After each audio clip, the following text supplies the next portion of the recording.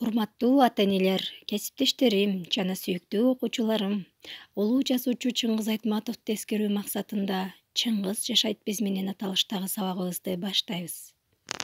Чыңгыз Айтматов Талас облусуна караштуу Кара Буура районундагы Шекер айылында 1928 жылы 12 декабрда туулган. Чыңгыз жашайт биз менен. Балдар, Айтматов тирүү болгондо канча жашка чыкмак? 92 жашта болмок. Тирүү болгондо 92 жашка толот эле. Азаматсыңар менин акылдууларым. Анда баарыбыз Айтматовду эскерип, 1 мүнөткө тыныгуу жасайбыз.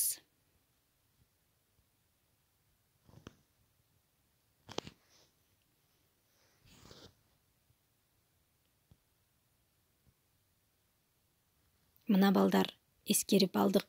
Бүгүн 12 декабрь Айтматовдун туулган күнү. Мен силерге белекке бирден ыр көркөм окуп бересиңер деген элем. Ким даярданып келди? Жеке мен окуп берем.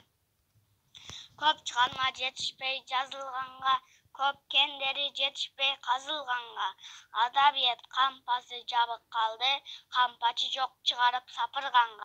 Дайыр айтып берчи, азаматсың. Суктанып талантымын таңгагына, капамын шум ажалдын алганына, көзүнөн тирүүсүндө кол каймашып, өкүнөм бир көрүшпөй калганыма. Али азаматсың. Ушул жылы 92-ге толмоксуз, жакындардын сыйторунда болмоксуз, аткарам деп көздөп койгон иштерди бир нечесин бүтүрүп да коймоксуз. Биздин Чыңгыз калеминен тамат бал, бу дүйнө элинин бүт элине жагат ал. Ар бир жазган чыгармасы туу болуп, адамзатка чырак болуп жанат ал. Азаматсың, дагы ким айтат? Кыргыздын мандайынан жарык кетти, жазылбай дагы далай тарыхты, жазганга үлгүрө албай, жанган жылдыз көп нерсе жарык көрбөй карып кетти. Азаматсың, Расул. Эмгек менен көтөрүлгөн балкыбыз, дүңгүрөгөн жазуучулук даңкыбыз. Окуганда сиз жараткан китепти жүрөк эркип жазуучу эле жалпыбыз. Аталым чыкты аламга, Чыңгыз агай, мен сизге тазим кылам далай, бүт өмүрүң балдар үчүн китепке арнап чыгармаларды жаздың далай. Бакыт кушунун алып келет кыргызга, ар бир инсан тазим этет Чыңгызга, курч калемдүү Айтматовдун элеси дем күч берет ар бир кыргыз уул кызга, сыйкырдуу нур пайда болот жылдыздан, ак калпактуу Чыңгыз чыкты кыргыздан, унутулгус чыгармалар жаратып, кыргыз элин бүт дүйнөгө тааныткан.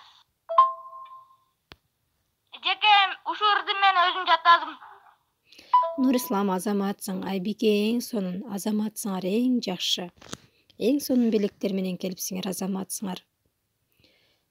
Эми балдар, Айтматовдун чыгармаларын буга чейин деле окуп, көрүп келесиңер. Азыр ачкыч сөздөрдү жиберем, кайсы сөз жашынганын табабыз. Макул эжеке. Балдар, бүгүн биз сабакта Чыңгыз Айтматовдун чыгармалары менен таанышабыз. Чыгармаларын айтып, талкуулап, бүгүнкү жашоо менен салыштырабыз.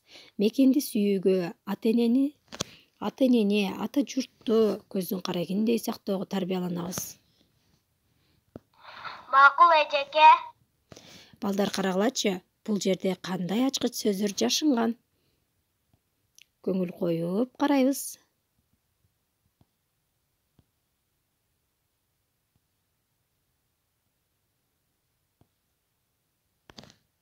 Макул эжек.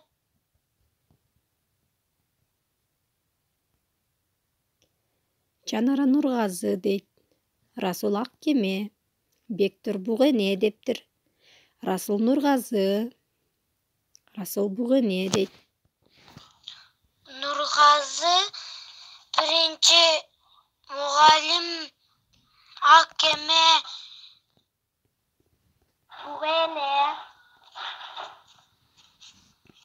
Нургазы Аккеме. Дагы бирөөсүн табабыз. Düşüm Akkeme. Чыңгыз. Чыңгыз. Нургазы Чыңгыз. Уңгу Аккеме. Чыңгыз. Эң сонун Азаматсыңар. Нургазы Чыңгыз. Бугене Аккеме Düşüm. Анда балдар дагы сүрөттөрдү жиберейин. Кайсы чыгармадан кайсы жерлерин билесиңер айтып бага айтасыңар. Сүрөттөрдү конт коюп көрөбүз. Бул кайсы чыгармадагы сүрөттөр?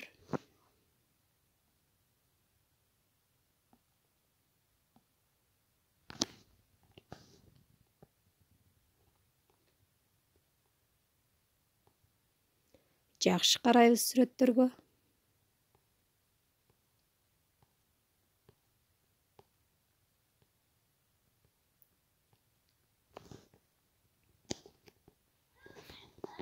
Birinci Jamila.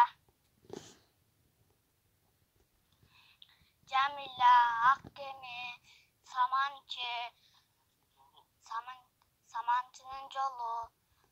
Birinci mugallim.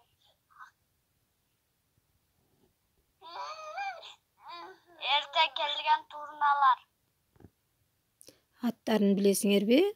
Дагы Жанара туура айтыпсың. Бул жерде биринчи мугалим. Эми аттарын дагы айткылачы биринчи мугалимдеги каармандардын. Jamila Düşüm Akbaran Көз жашы Бугене.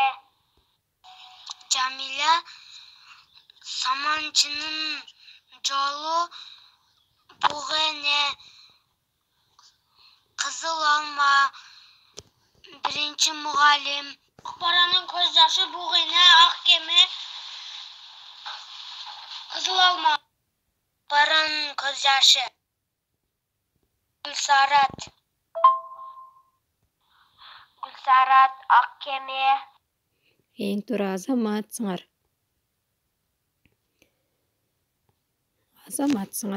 Samançının yolu Jamila. Kızıl Alma. Бугене. Азаматсыңар. Демек, Айтматовдун чыгармалары эсиңерде экен. Канчанчы класста өткөн элек балдар бул темаларды? Буга чейин деле өткөнбүз да. Akkeme. Klasta. İkinci klasta. Birinci mugallim. Bu temalarda ikinci klasta ötkönbüz. İkinci klasta çıpalak balаны ötkönbüz. Oşo esimde. Демек, балдар унутпай эстеп жүрөт экенсиңер, мыктыларым десе. Азаматсыңар. Birinci klasta ötkönbüz. Анда ушул чыгармалардын кино тасмалары да бар эле, балдар. Ким кайсы чыгарманы айтып берет, ким көргөн? Эстеп көрөлүчү. Жеке мен Бугенени айтып берем. Жеке мен Аккемени көргөнмүн.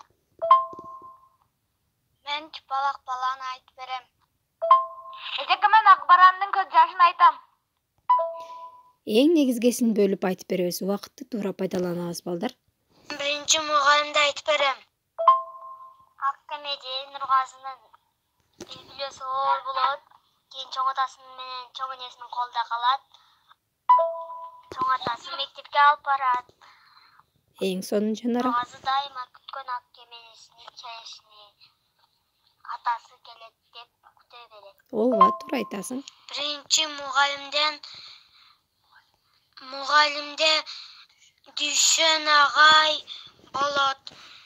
Okuculardı okutat. Soğuş жылында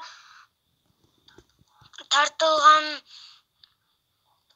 Алтынайды жеңелери окууга жибербей коет. Ооба, туура айтасың. Мектеп эски болот. Ошондо балдар окушат. Азаматсың. Ilgari bir Adaхан деген батыр болуптур. Ал ар нерсени жеңип элине эттерди, нан, сууларды алып келип берет экен. Кийин бир жолу дагы согушка барып келип, үйүнө келип жатып нанына жете албай, этине жете албай ал өлүп калыптыр. Кийин аны боз үйгө алып кирип, ортосуна коюп, 3 күн садага күтүп ыйлап отурушуптур. Кийин бир деңизди айланып өтүптүр. Сен ушул жерде сен күндө карап өтөт элең, акыркы жолу көрүп ал, деди. Дагы кийин болсо